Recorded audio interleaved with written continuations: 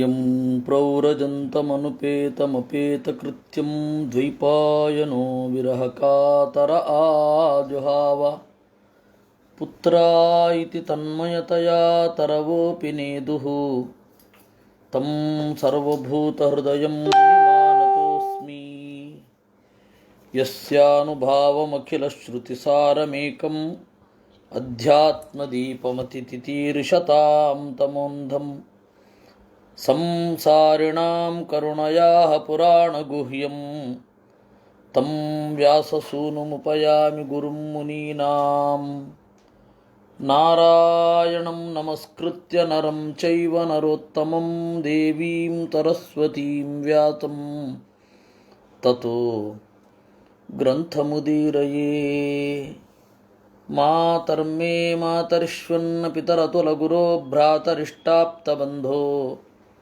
ಸ್ವಾಮಿನ್ ಸರ್ವಾಂತರಾತ್ಮನ್ನಜರಜರಯಿತರ್ಜನ್ಮಮೃತ್ಯಾಮಯಾನಾಂ ಗೋವಿಂದೇ ದೇಹಿ ಭಕ್ತಿಂ ಭವತಿ ಚ ಭಗವನ್ ಊರ್ಜಿತಾಂ ನಿರ್ನಿಮಿತ್ತಾಂ ನಿರ್ವ್ಯಾಜಾಂ ನಿಶ್ಚಲಾಂ ಸದ್ಗುಣಗಣಬೃಹತೀಂ ಶಾಶ್ವತೀಂ ಆಶುದೇವಾ ಸತ ಏವ ಪದಾರ್ಥಸ್ಯ ಸ್ವರೂಪಾವಸ್ಥಿತಸ್ಯ ಯತ್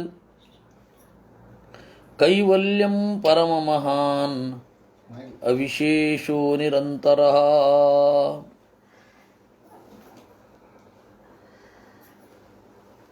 ನಾವು ಕಾಲದ ಲಕ್ಷಣವನ್ನು ನೋಡಿದ್ವಿ. ಸಕಾಲ ಪರಮಾಣುರ್ವೈ ಯೋ ಭುಂಕ್ತೆ ಪರಮಾಣುತಾಂ ಸತಃ ಅವಿಶೇಷಭುಗ್ಯಸ್ತು ಸಕಾಲಃ ಪರಮೋ ಮಹಾನ್ ಅಂತ. ಇನ್ನು ಈ ಕಾಲದ ಬಗ್ಗೆ ಸತಯೇವ ಪದಾರ್ಥಸ್ಯ ಸ್ವರೂಪಾವಸ್ಥಿತಸ್ಯ ಯತ್, ದೇವರ ಲಕ್ಷಣ ಮತ್ತು ಕಾಲದ ಲಕ್ಷಣ, ಪರಮಾಣು ಕಾಲದ ಲಕ್ಷಣ ಎರಡೂ ಒಂದೇ ರೀತಿ ಎಂದರು. ಸತ ಏವ ಪದಾರ್ಥಸ್ಯ, ಕಾಲ ಅನ್ನೋದು ಆನುಭವಿಕವಾಗಿ ಅನುಭವಿಸುವಂಥದ್ದು.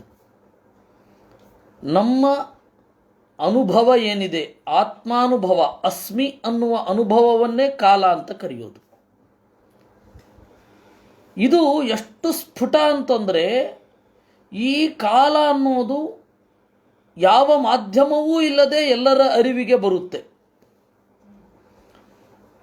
ಇವಾಗ ನಾವು ಕಾಲವನ್ನು ಗ್ರಹಿಸುವ ರೀತಿ ಹೇಗೆ? ಈಗ ಬೆಳಕಾಯಿತು, ರಾತ್ರಿ ಆಯಿತು, ಚಳಿ ಆಯಿತು, ಮಳೆಯಾಯಿತು, ಗಾಳಿಯಾಯಿತು, ಆಮೇಲೆ ಬಿಸಿಲು ಬಂತು, ಇದು ಬೇಸಿಗೆ ಕಾಲ. ಆಗ ನಮ್ಮಲ್ಲಿ ಏನು ಅನುಭವಗಳ ವ್ಯತ್ಯಾಸ ಆಗತ್ತೆ ಅದರಿಂದ ಅಂತ. ಇದರ ಆಚೆಯೂ ಕೂಡ ಕಾಲದ ಅಸ್ತಿತ್ವ ಇದೆ. ಹೇಗೆ ಇದೆ? ಒಬ್ಬ ಹುಟ್ಟು ಕುರುಡ, ಅವನು ಕಾಲವನ್ನು ಗ್ರಹಿಸ್ತಾನೆ. ಅವನಿಗೆ ಬಣ್ಣ ಹೊರಗಡೆ ಕಾಣಬೇಕಾಗಿಲ್ಲ, ಬೆಳಕು ಕಾಣಬೇಕಾಗಿಲ್ಲ, ರಾತ್ರಿ ಕಾಣಬೇಕಾಗಿಲ್ಲ, ಕಾಲದ ಅಸ್ತಿತ್ವವನ್ನು ಗ್ರಹಿಸ್ತಾನೆ. ಅದರಿಂದಾಗಿ ಸತಯೇವ ಪದಾರ್ಥಸ್ಯ. ಮತ್ತು ಕಾಲ ಎಲ್ಲಿದೆ? ಸ್ವರೂಪ ಅವಸ್ಥಿತಸ್ಯ. ಕಾಲದೊಳಗಡೆಯೇ ಇದೆ. ಹಾಗೆ ದೇವರೆಲ್ಲಿದ್ದಾನೆ? ದೇವರಲ್ಲೇ ಆಸರೆಯನ್ನು ಪಡ್ಕೊಂಡಿದ್ದಾನೆ, ಬೇರೆ ಎಲ್ಲಿ ಅಲ್ಲ. ಅದರಿಂದಾಗಿ ಕೈವಲ್ಯಂ, ಕಾಲ ಅನ್ನೋದು ಕೇವಲ, ಹಾಗೆ ಪರಮಾತ್ಮ ಕೇವಲ, ಪರಮ ಸ್ವತಂತ್ರ, ಪರಮ ಮಹಾನ್. ಅವನು ದೇವರು ಎಲ್ಲರಿಗಿಂತ ಮಿಗಿಲು. ಅಂತೆಯೇ ಕಾಲವೂ ಕೂಡ ಎಲ್ಲ ಪದಾರ್ಥಗಳನ್ನು ಮೀರಿ ಇದೆ. ನಾಳೆ ನಾನು ಕಾಲವನ್ನು ಇಲ್ಲ ಮಾಡಿಬಿಡ್ತೇನೆ ಅಂತ ಯಾರೂ ಇರಲ್ಲ ಅಲ್ವಾ?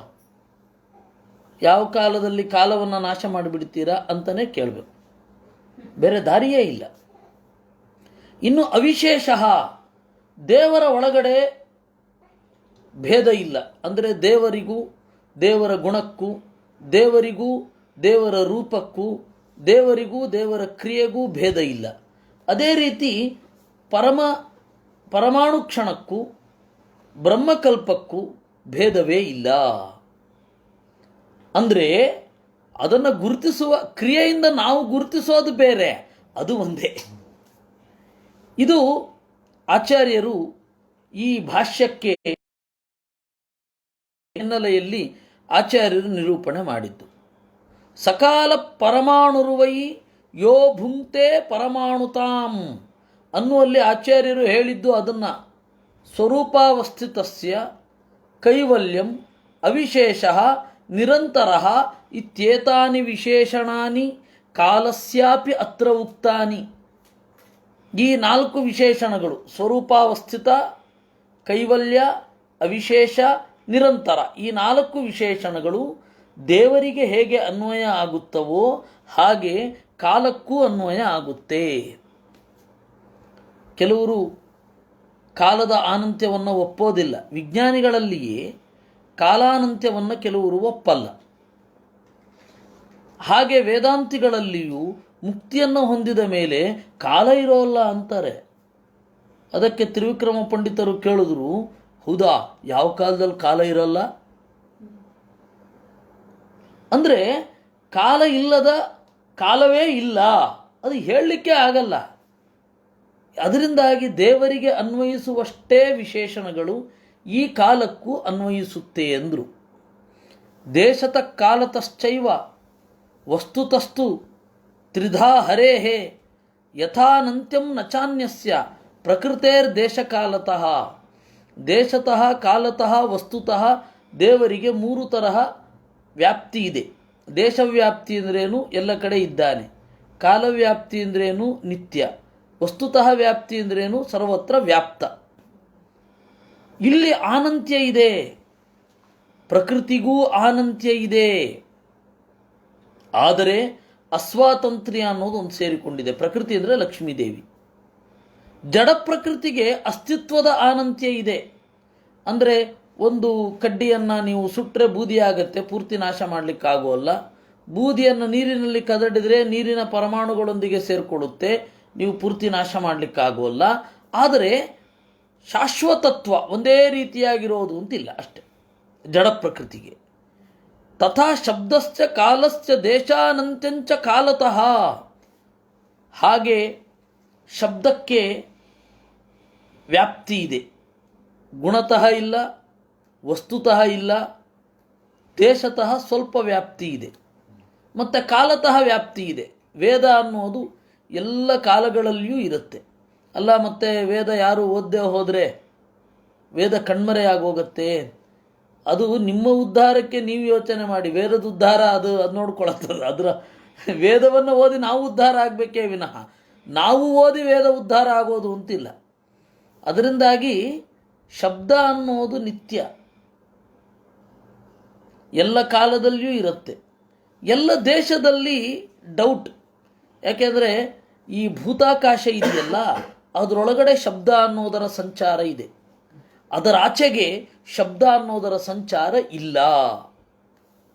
ಅದರಿಂದಾಗಿ ಭೂತಾಕಾಶ ಇಲ್ಲದೆ ಒಂದು ಶಬ್ದ ನಮ್ಮ ಕಿವಿಯ ತನಕ ಹರಿದೇ ಬರಲ್ಲ. ಒಂದು ಸಣ್ಣ ಉದಾಹರಣೆ ಹೇಳ್ತೇನೆ. ಈ ರೂಮಿನ ಒಳಗಡೆ ಇರುವ ಆಕಾಶ ಶಬ್ದವನ್ನು ಕನ್ವೆ ಮಾಡುತ್ತಷ್ಟೇ ವಿನಃ 18 ಎಕರೆ 20 ಎಕರೆಗೆ ಹೋದರೆ ನಾನು ಈ ಧ್ವನಿಯಲ್ಲಿ ಮಾತನಾಡಿದ್ರೆ ಯಾರಿಗೆ ಕೇಳಬೇಕು? ಯಾರಿಗೂ ಕೇಳಲ್ಲ. ಅದಕ್ಕೆ ಹೇಳಿದ್ದು ಶಬ್ದ ಮತ್ತು ಕಾಲ, ಇದಕ್ಕೆ ಕಾಲತಃ ಆನಂತ್ಯ ಇದೆ, ಶಬ್ದಕ್ಕೆ ಕಾಲಾನಂತ್ಯ ಇದೆ. ಇನ್ನು ಕಾಲಕ್ಕೆ ಕಾಲಾನಂತ್ಯವೂ ಇದೆ, ದೇಶಾನಂತ್ಯವೂ ಇದೆ. ಆದರೆ ಎಲ್ಲ ವಸ್ತುಗಳಲ್ಲಿ ವ್ಯಾಪಿಸಿರೋದಿಲ್ಲ. ನಾಶವಾಗಿ ಹೋದ ವಸ್ತುಗಳಲ್ಲಿಯೂ ಈಗ ನಾಶವಾಗಿ ಹೋದ ವಸ್ತುವೇ ಇರಲ್ಲ, ಅದರಿಂದ ಆ ವಸ್ತುವಿಗೆ ಸಂಬಂಧಪಟ್ಟ ಕಾಲ ಇರಲ್ಲ. ಕಾಲ ಶಬ್ದಾತ್ಮಿಕ ಸೈವ ತಥಾಪಿತು ಹರೇ ಸದಾ ನಾಸ್ಯಾ ಸಾಮರ್ಥ್ಯ ಲೇಶೋಪಿ ಜ್ಞಾನಾನಂದ ಗುಣೇಶ್ವಪಿ ಜ್ಞೇಯ. ಅದರಿಂದ ಒಂದು ಹಂತದಲ್ಲಿ ದೇವರು ಕಾಲವೇ. ಅಂದರೆ ಹೇಗೆ? ಕಾಲ ಅಂದರೆ ಕ್ರಿಯೆಯ ಮಾಧ್ಯಮದಲ್ಲಿ ಗುರುತಿಸೋದು. ದೇವರು ಇವಾಗ ಈ ಪ್ರಳಯ ಆಗಿ ಒಂದು ಸ್ವಲ್ಪ ಕಾಲ ಆದಮೇಲೆ ಮತ್ತೆ ಸೃಷ್ಟಿ ಮಾಡಬೇಕು ಅನ್ಕೋತಾನಲ್ಲ, ಆಗ ಕಾಲ ಎಲ್ಲಿರುತ್ತೆ? ಆಗ ಸ್ವಯಂ ದೇವರೇ ಕಾಲ ಆಗಿರ್ತಾನೆ. ಯಾಕೆಂದರೆ ಅವಾಗ ಸೂರ್ಯ ಇರಲ್ಲ, ಚಂದ್ರ ಇರಲ್ಲ. ಒಂದು 8 ದಿವಸ ಆದಮೇಲೆ ಮತ್ತೆ ಸೃಷ್ಟಿ ಮಾಡೋಣ ಅಂತ ಹೇಳಲಿಕ್ಕೆ ನಾವೇನು ಮಾಡ್ತೇವೆ? ಅಲಾರ್ಮ್ ಇಟ್ಕೊಂಡು ಮಲ್ಕೋತೇವೆ, ಇಷ್ಟು ಕಾಲ ಆದಮೇಲೆ ಏಳಬೇಕು ಅಂತ. ಯಾಕೆಂದರೆ ನಾವು ಮಲಗಿದ್ರೂ ಜಗತ್ತು ಮಲಗಿರಲ್ಲ, ನಮಗೆ ದಣಿವಾಗಿರುತ್ತೆ, ನಾವು ಮಲ್ಕೊಂಡಿರ್ತೀವಿ. ಅದಕ್ಕೇನು ಮಾಡ್ತೇವೆ? ಯಾರಿಗೋ ಹೇಳಿಯೋ ಅಥವಾ ಅಲಾರ್ಮ್ ಇಟ್ಕೊಂಡೋ ಮಲ್ಕೊಂಡಿರ್ತೇವೆ, ಇಷ್ಟು ಕಾಲ ಆದಮೇಲೆ ಏಳಬೇಕು ಅಂತ. ಹಾಗೆ ಪ್ರಳಯ ಕಾಲದಲ್ಲಿ ಏನೂ ಇರಲ್ಲ ರೀ, ಕಾಲದ ಮಾಪಕ ಯಾವುದೂ ಇರಲ್ಲ. ದೇವರು ಕರೆಕ್ಟಾಗಿ ಇಷ್ಟು ಕಾಲ ಮುಗೀತು, ನಾ ಇನ್ನು ಸೃಷ್ಟಿ ಮಾಡಬೇಕು ಅನ್ಕೋತಾನಲ್ಲ, ಹೇಗೆ ಅದು? ಮಾನಸಿಕವಾದ ಸಂಕಲ್ಪ ಅಂದರೆ ಅಲ್ಲಿ ದೇವರೇ ಕಾಲ, ದೇವರ ಕ್ರಿಯೆಯೇ ಕಾಲ ಅಂತ ಕರೆಸಿಕೊಳ್ಳಲ್ಪಡ್ತದೆ. ಹಾಗಾದರೆ ಪರಮಾತ್ಮ ತತ್ವವನ್ನು ಕಾಲಾತೀತ ಅಂತ ಯಾವ ಒಂದು ಅರ್ಥದಲ್ಲಿ ಮಾಡ್ಕೊಂಡು? ನಮ್ಮ ಕ್ರಿಯೆಗಳಿಗೆ ಅತೀತ ಅಷ್ಟೇ. ದೇವರೇ ಕಾಲಾತ್ಮಕನಾಗಿ ಇದ್ದಾನಲ್ಲ, ಕಾಲ ಸ್ವರೂಪಕ, ಕಾಲ ನಿಯಾಮಕ ಅಂತ ಹೇಳ್ತಾರೆ. ಕಾಲರೂಪ ಅವನು. ಅದರಿಂದ ಕಾಲ ಅಂತ ಹೇಳಿದಾಗ 2ನೇ ಲೆವೆಲಲ್ಲಿ ದುರ್ಗಾದೇವಿ ಬರ್ತಾಳೆ. 2ನೇ ಲೆವೆಲಲ್ಲಿ ದುರ್ಗಾದೇವಿಯೇ ಕಾಲ. ಆಮೇಲೆ 3ನೇ ಲೆವೆಲಲ್ಲಿ ಜ್ಞೇಯಸ್ತದವರೋ ವಾಯು, ವಾಯುದೇವರನ್ನು ಕಾಲ ಅಂತ ಕರೀತಾರೆ. ಯಾಕೆ ಅಂತಂದರೆ ಆ ಕಾಲಕ್ಕೆ ಮಾಪಕವಾದ ಕ್ರಿಯೆ ಮುಖ್ಯವಾಗಿ ಅವ್ರದ್ದಿರುತ್ತೆ. ಇವನಿಗೆ ಇಷ್ಟು ವರ್ಷ ಆಯಿತು, ಈ ದೇಹಕ್ಕೆ ಇಷ್ಟು ವರ್ಷ ಆಯಿತು ಅಂದರೆ ಏನರ್ಥ? ಸತತವಾದ ಗಾಳಿಯ ಹೊಡೆತ ಅವನ ಮೇಲಾಗಿ ಅವನು ಶಿಥಿಲಗೊಂಡಿದ್ದಾನೆ ಅನ್ನೋದನ್ನೇ ವಯಸ್ಸಾಗಿದೆ ಅಂತ ಅನ್ನೋದು. ಸೂರ್ಯಕಿರಣ ಪರಿಸ್ಪಂದ ಅಂತ ಹೇಳ್ತಾನೆ. ಸೂರ್ಯಕಿರಣ ಪರಿಸ್ಪಂದ ಅಥವಾ ವಾಯು ಪರಿಸ್ಪಂದ ಅಂತ ತಾರ್ಕಿಕರು ಲೆಕ್ಕ ಮಾಡೋದು ಹಾಗೆ. ಅದರಿಂದಾಗಿ ಮುಖ್ಯ ಪ್ರಾಣ ಕಾಲ, ಆಮೇಲೆ ಶೇಷ ಕಾಲ, ಗರುಡ ಕಾಲ, ಈಶ್ವರನನ್ನು ಕಾಲ ಅಂತ ಕರೀತಾರೆ, ಸದಾಶಿವನನ್ನು. ಅವರು 3 ಜನ ಕಾಲ ನಿಯಾಮಕರು. ಅಂದರೆ ಜನರಲ್ಲಿ ಬದಲಾವಣೆಯನ್ನು ತರುವವರು. ಅಂದರೆ ಕಾಲ ಅಂದರೆ ಏನು? ಅಂತಿಮವಾಗಿ ಕ್ರಿಯೆ. ಕಾಲ ಅಂದರೆ ಕ್ರಿಯೆ. ಯಾರ ಕ್ರಿಯೆ? ಅದು ಸಾಪೇಕ್ಷ. ದೇವರ ಕ್ರಿಯೆ ದೇವರೇ ಕಾಲ, ಜೀವನ ಕ್ರಿಯೆ ಜೀವನೇ ಕಾಲ. ಆದರೆ ಮನಸ್ಸಿನ ಬದಲಾವಣೆಗಳಿರುತ್ತಲ್ಲ, ಅದು ದೇವರಿಗಿರಲ್ಲ. ನಾವು ಪ್ರಬುದ್ಧರಾದೆವು ಅಂತ ಅಂದ್ಕೊಂಡಿರ್ತೇವೆ, ವಯಸ್ಸಾಯಿತು ಅಂತ ನಮಗೆ ಐಡಿಯಾ ಇರುತ್ತೆ. ನಾನು ಭೂಮಿಗೆ ಬಂದು ಇಷ್ಟ ಆಯಿತು, ನನ್ನ ದೇಹಕ್ಕೆ ಇಷ್ಟು ಸಾಮರ್ಥ್ಯ ಇದೆ, ನಾನು ಇಷ್ಟು ತಿನ್ನಬಹುದು, ಇಷ್ಟು ಮಲಗಬಹುದು, ಇಷ್ಟು ಏಳಬಹುದು, ಇಷ್ಟು ಕೆಲಸ ಮಾಡಬಹುದು. ಈ ಮಿತಿ ಎಲ್ಲ ಇದೆಯಲ್ಲ, ಇದೆಲ್ಲ ಕಾಲವೇ. ಅಂದರೆ ಕ್ರಿಯೆ ಕಾಲ. ನಮಗೆ ನಿತ್ಯತ್ವಕ್ಕಿಂತ ಈ ಕಾಲದ ಅನಿತ್ಯತ್ವದ ಒಂದು ಸಾಪೇಕ್ಷವೇ ಇದೆ. ದೇವರು ಅನ್ನುವ ಕಾಲ ಮಾತ್ರ ನಿತ್ಯ. ಯಾಕೆಂದರೆ ಅವನು ಎಲ್ಲ ಮುಗಿದ ಮೇಲೂ ಅವನಿರ್ತಾನದ್ರಿಂದ ಕಾಲ ಇದೆ ಅಂತ ಅನ್ನೋದು. ಅವನ ಕ್ರಿಯೆಗೆ ಕೊನೆಯೇ ಇಲ್ಲ. ಈ ತರಹದ ಸ್ವರೂಪಭೂತವಾದ ಕಾಲವನ್ನು ಕುರಿತೇ ಕೃಷ್ಣ ಹೇಳಿದ್ದು, ನಹಿ ಕಶ್ಚಿತ್ ಕ್ಷಣಮಪಿ ಜಾತು ತಿಷ್ಠತಿ ಅಕರ್ಮಕೃತ್ ಅಂತ. ಯಾರೊಬ್ಬನೂ ಕೂಡ ಸುಮ್ಮನೆ ಇರುವುದೇ ಇಲ್ಲ. ಅಂದರೆ ನಾನಿದ್ದೇನೆ ಅನ್ನುವ ಅನುಭವ ನಿರಂತರವಾಗಿರುತ್ತೆ. ಕಾಲ ಇದ್ದೇ ಇರುತ್ತೆ. ನಾನಿದ್ದೇನೆ ಅನ್ನುವ ಅನುಭವವೇ ಅಂತಿಮವಾಗಿ ಕಾಲ. ಆದರೆ ಆ ಕಾಲ ಏನಾಗುತ್ತೆ, ನಮ್ಮ ದೇಹದ ಮಿತಿಯನ್ನು ಇಟ್ಟುಕೊಂಡು ಅದಕ್ಕೆ. ಇವಾಗ ನೀರು ಔಟ್ಡೇಟೆಡ್ ಆಗತ್ತೆ. ಯಾವತ್ತಾದರೂ ನೀರು ಯಾವತ್ತೂ ಕೂಡ ಔಟ್ಡೇಟೆಡ್ ಅಲ್ಲ, ಆದರೆ ಔಟ್ಡೇಟೆಡ್ ಆಗತ್ತೆ ಯಾವಾಗ? ಬಾಟಲಿಯಲ್ಲಿ ಹಾಕಿಟ್ರೆ. ಹೊರಗಡೆ ನೀರು ಹರಿತಾನೇ ಇರುತ್ತೆ.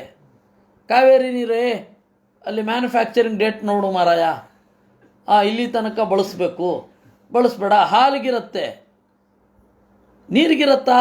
ಇಲ್ಲ. ಆದರೆ ಅದೇ ನೀರನ್ನು ಬಾಟಲಿಯೊಳಗಡೆ ಹಾಕಿದಾಗ ಯಾವತ್ತು ಪ್ಯಾಕ್ ಮಾಡಿದ್ದು ನೋಡು, ಎಲ್ಲಿ ತನಕ ಇರುತ್ತೆ ನೋಡು. ಆಮೇಲೆ ಅವ್ರು ಬರೆದಿರ್ತಾರೆ ಯೂಸ್ ಬೈ January 3 2 ಏನೋ ಬರೆದಿರ್ತಾರೆ. ಆಗ ನಾವೇನು ಮಾಡ್ತೇವೆ, ಅವನು ನೋಡಿ ಇದನ್ನು ಬಳಸಬಾರ್ದು. ನೀರ್ದಲ್ಲ ಪ್ರಾಬ್ಲಮ್, ಅದು ಬಾಟಲಿನದ್ದು. ಅದೇ ರೀತಿ ಜೀವನ ಅನುಭವ ನಿರಂತರ.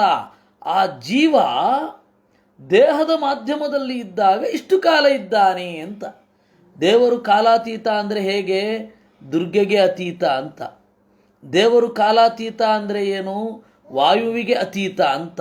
ಅಂದರೆ ವಾಯುವಿನ ಪರಿಸ್ಪಂದ ಅನ್ನೋದು ಅವನ ವಯಸ್ಸನ್ನು ಜಾಸ್ತಿ ಮಾಡೋಲ್ಲ, ವಯಸ್ಸಿನಲ್ಲಿ ಆಗಬೇಕಾದ ವಿಕಾರಗಳಾಗಲ್ಲ.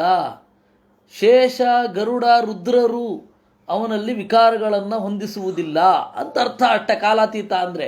ಹಾಗಾದ್ರೆ ದೇವರು ಕಾಲ ಅಲ್ವಾ? ಹೌದು, ಕಾಲವೇ. ಯಾಕೆಂದರೆ ಅವನಿಗೆ ಆ ಪರ್ಫೆಕ್ಟ್ ಆದ ಲೆಕ್ಕಾಚಾರ ಇರುತ್ತೆ, ಕಲಸಂಖ್ಯಾನೆ. ಯಾವ ಪ್ಯಾರಾಮೀಟರ್ಸು ಇಲ್ಲದೆ ಹೋದಾಗ ಇಷ್ಟು ಆದಮೇಲೆ ನಾನು ಸೃಷ್ಟಿ ಮಾಡಬೇಕು ಅಂತ ಪ್ರಳಯ ಕಾಲದಲ್ಲಿ ಒಂದು ಲೆಕ್ಕ ಇರುತ್ತಲ್ಲ, ಆ ಲೆಕ್ಕ ಎಲ್ಲಿರೋದು? ದೇವರ ಒಳಗಡೆಯೇ ಇರೋದು. ಮನ್ವಂತರ ಪ್ರಳಯಗಳು ಬೇರೆ, ಕಲ್ಪದಿಂದ ಕಲ್ಪದ ಪ್ರಳಯಗಳು ಬೇರೆ. ಈ ತರಹದ ಬದಲಾವಣೆಗಳಲ್ಲಿಯೂ ಕೂಡ ದೇವರು ವಿಕಾರಕ್ಕೆ ಒಳಗಾಗೋದಿಲ್ಲ ಅಂತ ಆ ದೇವರ ಕ್ರಿಯೆಯ ನಡುವಣ ಬಿಡುವು, ಅದನ್ನು ಪರ್ಫೆಕ್ಟ್ ಆಗಿದೆ ಅಂತ ಹೇಳಿ ಗುರುತಿಸಿರೋಳೊಬ್ಬಳಿದ್ದಾಳೆ, ಅವಳೇ ಲಕ್ಷ್ಮೀದೇವಿ.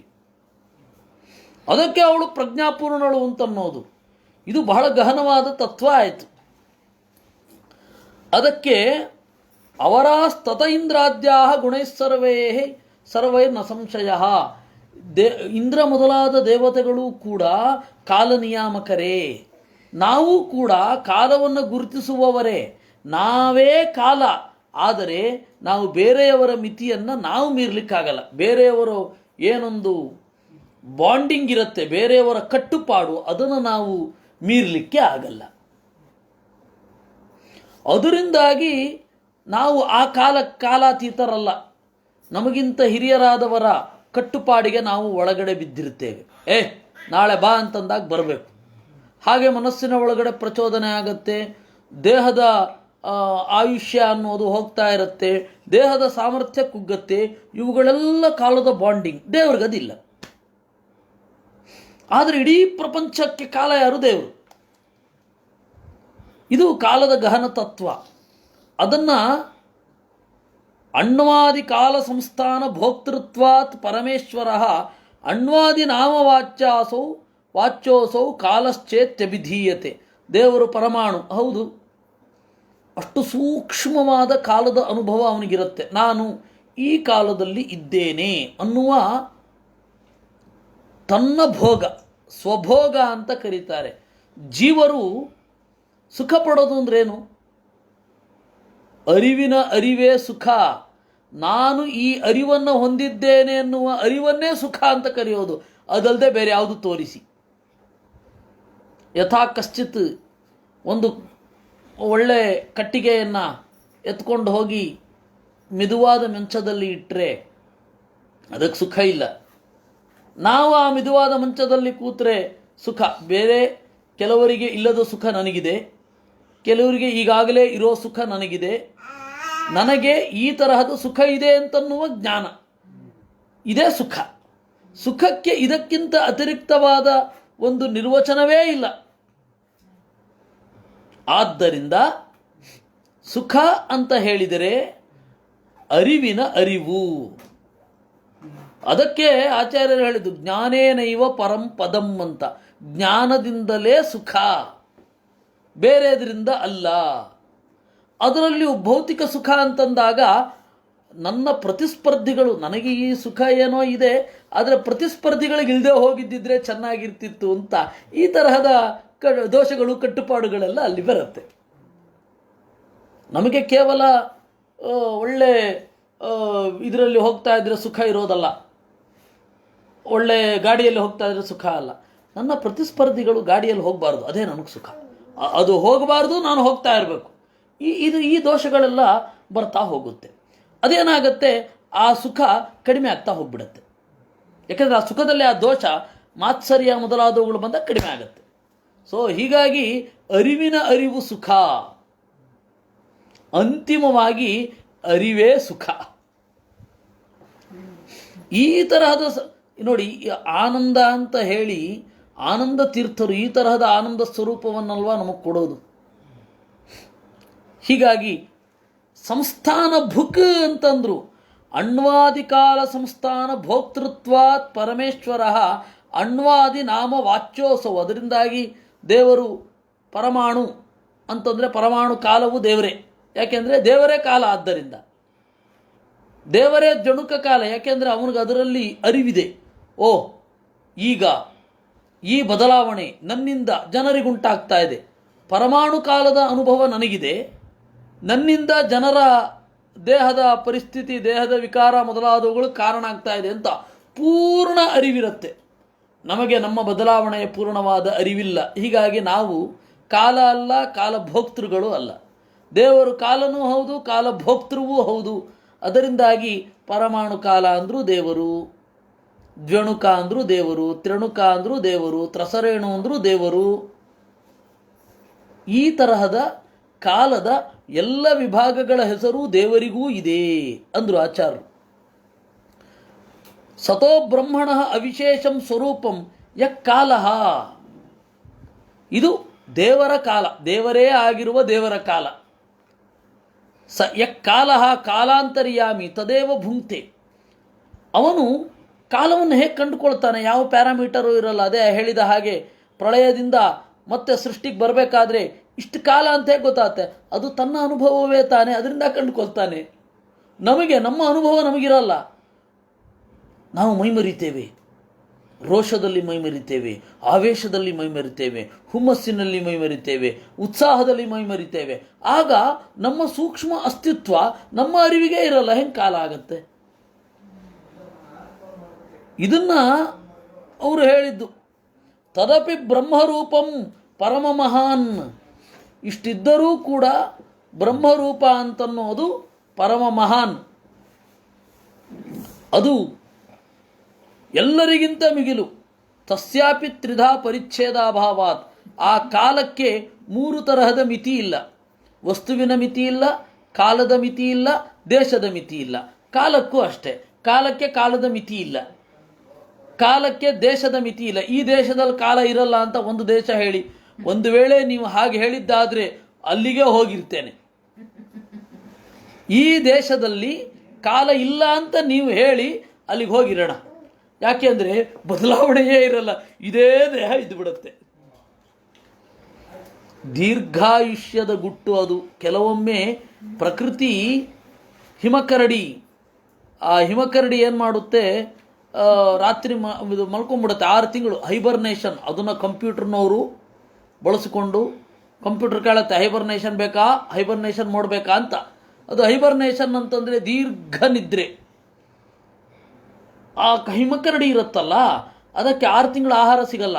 ಏಕೆಂದರೆ 6 ತಿಂಗಳು ಹಿಮವೋ ಹಿಮ ಎಲ್ಲ ಕಡೆ. ಅವಾಗೇನು ಮಾಡುತ್ತೆ, ಇಡೀ 6 ತಿಂಗಳು ಮಲ್ಕೊಂಡಿರುತ್ತೆ.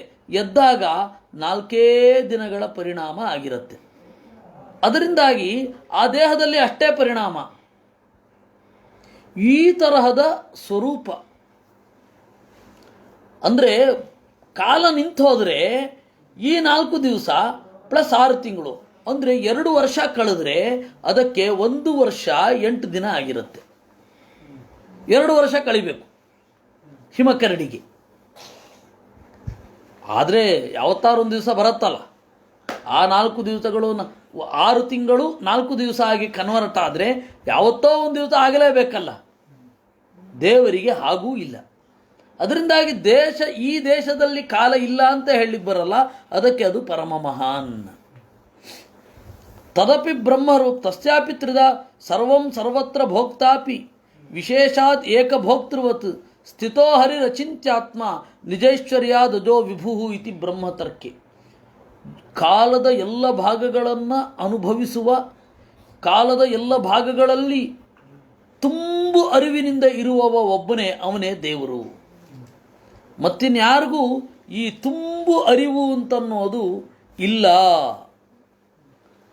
ಇಷ್ಟು ಹೇಳಿ ಅಣುರ್ಧ್ವವು ಪರಮಾಣು ಸ್ಯಾತ್ ತ್ರಸರೇಣುಸ್ತ್ರಯ ಸ್ಮೃತಃ ಜಾಲಾರ್ಕರಶ್ಮ್ಯವಗತಃ ಖಮೇವ ಅನುಪತನ್ ಅಗಾತ್. ಇಷ್ಟು ಪರಮಾಣುವಿನ ಬಗ್ಗೆ ತಿಳಿಸಿದ್ದೀವಿ. ಈ ಪರಮಾಣುಗಳು 2 ಆದರೆ ಒಂದು ಅಣುಕಾಲ, ಈ ಅಣು ಮೂರಾದರೆ ಅದನ್ನು ತ್ರಸರೇಣು ಅಂತ ಕರೀತಾರೆ. ಈ ತ್ರಸರೇಣು ಸ್ವಲ್ಪ ದೊಡ್ಡದಾದರೆ ನಮಗೆ ಎಷ್ಟು ಕಾಣುತ್ತೆ ಗೊತ್ತಾ? ಜಾಲಾರ್ಕರಶ್ಮ್ಯವಗತಃ.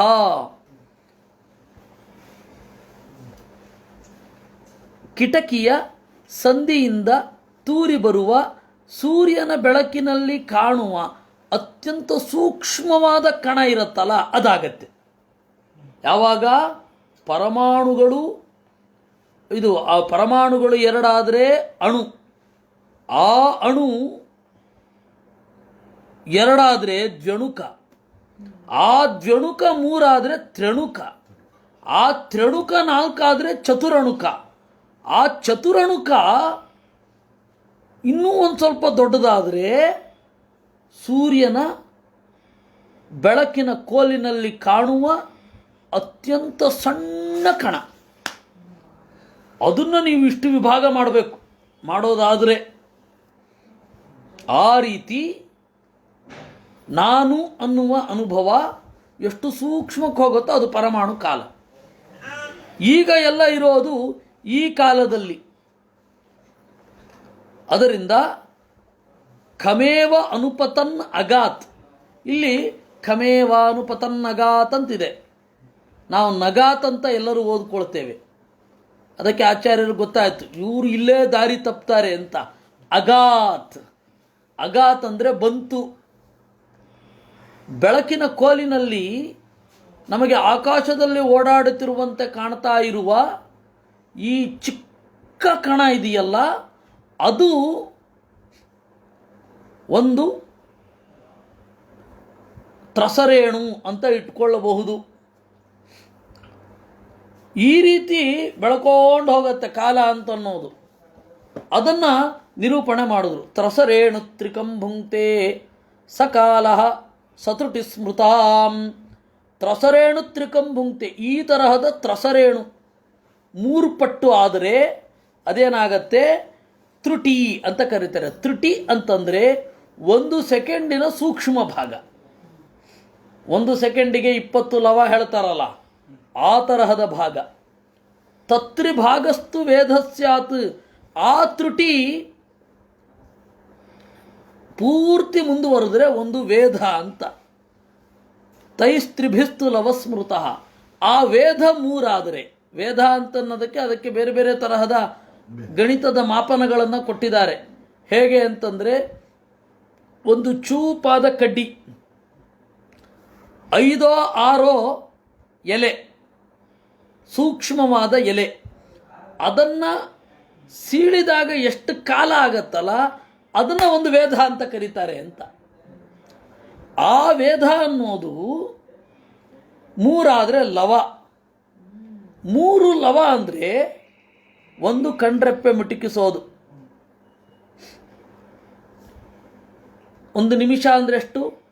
ಕಣ್ಣು ರೆಪ್ಪೆ ಮಿಟುಕಿಸುವ ಕಾಲ. ನಿಮಿಷ ಅಂದರೆ ಈಗ ಇವರು ಮಿನಿಟ್ ಅಂತ ತೊಗೊಂಡಿದ್ದಾರೆ, ಅಲ್ಲ, ಕಣ್ಣು ರೆಪ್ಪೆ ಮಿಟುಕಿಸೋದು, ಆ ಶಬ್ದಕ್ಕೆ ಆ ರೀತಿ ಅರ್ಥ. ನಿಮೇಶ, ನಿಮಿಷ. ಹೌದೌದೌದೌದು. ಅದಕ್ಕೆ 1 ಮಿನಿಟ್ಟು ಸರಿ, ಮಿನಿಟ್ ಅಂದರೆ ನಿಮಿಷ ಅಂತ. ಸ್ವಲ್ಪ ಬೇರೆ ನಾವು ಶಬ್ದ ಹಾಕಬೇಕಿತ್ತು, ಯಾರೋ ಹಾಕಿಬಿಟ್ಟಿದ್ದಾರೆ. ಇರಲಿ, ನಮಗಿಂತ ಹಿರಿಯರು ಯಾರೋ ಕೆಲವೊಂದು ಚೆನ್ನಾಗಿ ಮಾಡಿದ್ದಾರೆ. ಮಾರುಕಟ್ಟೆ, ಮಾರ್ಕೆಟನ್ನು, ಅದು ನಮ್ಮದಲ್ಲ, ಮಾರ್ಕೆಟನ್ನು ಮಾರುವ ಕಟ್ಟೆ, ಮಾರುಕಟ್ಟೆ ಅಂತ ಚೆನ್ನಾಗಿ ಮಾಡಿದ್ದಾರೆ. ನಾವು ಕನ್ನಡದೇ ಪದ ಅಂತ ಅನ್ಕೋಬೇಕು ಮಾರ್ಕೆಟ್ ಅನ್ನೋದು, ಆ ಥರ ಮಾಡಿಟ್ಬಿಟ್ಟಿದ್ದಾರೆ. ಮಾರುವ ಕಟ್ಟೆಯೇ ಮಾರ್ಕೆಟ್ ಆಯಿತು ಅಂತನ್ನೋ ಹಾಗೆ ಮಾಡಿದ್ದಾರೆ. ಅದು ಮಾರ್ಕೆಟನ್ನು ನಾವು ಚಂದ ರೂಪಾಂತರಗೊಳಿಸಿದ್ದು. ಹಾಗೆ ಕೆಲವೊಂದೆಲ್ಲ ಚೆನ್ನಾಗಿರುತ್ತೆ, ಕೆಲವೊಂದೆಲ್ಲ ದೂರತಃ ಅನ್ವಯ ಆಗಿ ಹೋಗಿರುತ್ತೆ. ಓಬಿರಾಯ ಇಲ್ವೇ? ಓಬಿರಾಯ ಓಲ್ಡ್ ಬ್ರಿಟಿಷ್ ರಾಯ್. ಅದು ನಾವೀಗ ಅದನ್ನು ಏನೋ ಓಬಿರಾಯ ಅಂತ ಒಬ್ಬ, ಓಬಿ ಅಂತ ಒಬ್ಬ ಇದ್ದ, ಒಬೆರಾಯ್ ಬೇರೆ ಇದ್ದಾನೆ. ಅದರಿಂದ ಹಾಗಾಗತ್ತೆ. ಇರಲಿ, ನಿಮೇಶ ಅನ್ನೋದು ಹೀಗಾಯಿತು. ಅಂದರೆ ಒಂದು ಬಾರಿ ಕಣ್ಣು ರೆಪ್ಪೆ ಮಿಟುಕಿಸುವಾಗ ಅಲ್ಲಿ 3 ಭಾಗ. ಒಂದು ಇದು ಮುಂದು, ಈ ಎರಡೂ ಕೂಡ ರೆಪ್ಪೆಗಳು ಬರುವ ಕಾಲ, ಟಕ್ ಒಂದು ಮೂಮೆಂಟನ್ನು ಇಟ್ಕೊಳ್ಳಿ. 2 ರೆಪ್ಪೆ ಹೀಗೆ ಹತ್ತಿರ ಬರುವ ಕಾಲ, ಮಿಟುಕಿಸಿದ ಕಾಲ, ತೆಗೆಯುವ ಕಾಲ, 3 ಕಾಲ ಆಗತ್ತೆ. ಅದು ತ್ರಿಲವ ಅಂದ್ರು. ಆ ನಿಮಿಷ ಇದೆಯಲ್ಲ, ತೇತ್ರಯ ಕ್ಷಣ, ಆ 3 ನಿಮಿಷ ಅಂದರೆ 1 ಕ್ಷಣ. 3 ಬಾರಿ ಕಣ್ರೆಪ್ಪೆ ಮಿಟುಕಿಸಿದರೆ 1 ಕ್ಷಣ.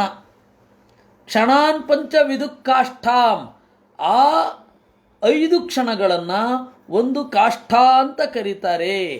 ಲಘುತಾ ದಶ ಪಂಚಚ, ಆ 10 1 ಲಘು. ಆ 5 ಲಘುಗಳು, ಲಘು ನಿವೈ ಸಮಾಮ್ನಾಥ ದಶ ಪಂಚಚ ನಾಡಿಕಾ, 15 ಆದರೆ ನಾಡಿಕಾ. ನೀವು ನೋಡಬಹುದು. ತೇದ್ವೇ ಮುಹೂರ್ತಂ ಪ್ರಹರಃ, ಈ 2 ನಾಡಿಕೆಗಳನ್ನು 1 ಪ್ರಹರ ಅಂತ ಕರೀತಾರೆ. ಪ್ರಹರಿ ಗಂಟೆ ಅಂತ ಹೊಡಿತಾ ಇದ್ರು ಹಿಂದೆ. ಸರಿಸುಮಾರು 45 ನಿಮಿಷ, 40ರಿಂದ 45 ನಿಮಿಷಕ್ಕೆ 1 ಪ್ರಹರಿ ಗಂಟೆ ಅಂತ. ನಾವೆಲ್ಲ ಚಿಕ್ಕವರಿದ್ದಾಗ ಟೈಮ್ ಎಲ್ಲಿ, ನಾವು ಉಡುಪಿಯ ಭಂಡಾರಕೆರೆ ಮಠದಲ್ಲಿ ಕೂತ್ಕೊಂಡಿರೋದು. 5 ಸೌಂಡ್ ಆದರೆ ಓಹೋ 4:15 ಅಂತ ಅರ್ಥ. ಸಂಜೆಯ ಮೇಲೆ ಮಧ್ಯಾಹ್ನ 1 ಗಂಟೆಗೆ ಮುಗೀತಾ ಇತ್ತು. 1 ಗಂಟೆಯ ಮೇಲೆ 1:45ಗೆ 1, 2:45ಗೆ 2, 3:45ಗೆ 3, ಆ ತರಹ ಆಗಿ ಸಂಧ್ಯಾ ವಂದನೆಗೆ ಹೊರಡುವ ಹೊತ್ತು ಅಂತ 5ನೇದು 6ನೇದು ಆದಾಗ. ಹಾಗೆ ಆವಾಗ ಗಡಿಯಾರ ಎಲ್ಲ ಹೆಚ್ಚು ಇರಲಿಲ್ಲ. ಅವಾಗ ಯಾವುದೋ ಒಂದು ಪುಟ್ಟ ಟೈಪ್ ಪೀಸ್ ಬರೋದು, ಅದು ಸ್ವಾಮಿಗಳ ಹತ್ರ ಮಾತ್ರ ಇರ್ತಾ ಇತ್ತು. ಈಗ ಅದೊಂದು ಆ ಟೈಪ್ ಪೀಸ್ ಅಂತ ಒಂದಿದೆ ಅನ್ನೋದನ್ನೇ ಮರೆಸುವಷ್ಟು ಮೊಬೈಲ್ಗಳು ಬಂದ್ಬಿಟ್ಟಿವೆ. ಅದರಿಂದ ಅದು ಸರಿಸುಮಾರು ಪ್ರಹರ ಅಂತ ಹೇಳಿದ್ರೆ 3/4 ಗಂಟೆ 45 ನಿಮಿಷ.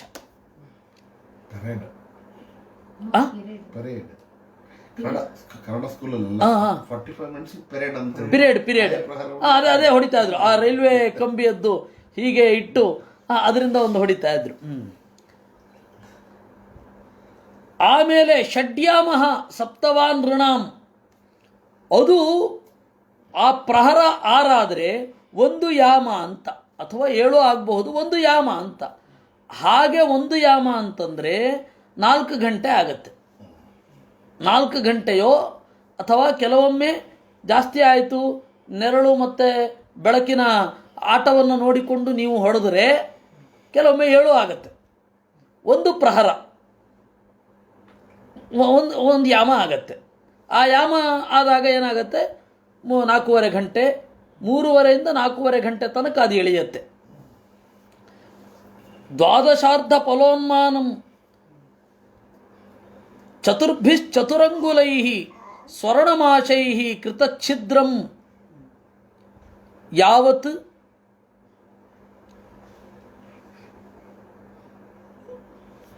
ಪ್ರಸ್ಥಂ ಜಲಂ ಪಿಬೇತ್. ಇವಾಗೇನಾಯಿತು, 1 ಪರಮಾಣು ಕಾಲ ಅಂತಂದರೆ 15,225 ಅದರ 15ನೇ ಭಾಗವನ್ನು ಪರಮಾಣು ಕಾಲ ಅಂತ, ಮೈಕ್ರೋ ಸೆಕೆಂಡ್ಸ್. ಅಲ್ಲಿಂದ ನಾವು ಬಂದರೆ ಈ ಕ್ಷಣ, ಕಾಷ್ಠ, ಘಟಿಕ, ಒಂದು ಲಘು ಅಂತಂದರೆ 1 ಮಿನಿಟ್ಟು 36 ಸೆಕೆಂಡು. ಆಮೇಲೆ 1 ಘಟಿಕ ಅಂದರೆ 24 ಮಿನಿಟ್ಟು.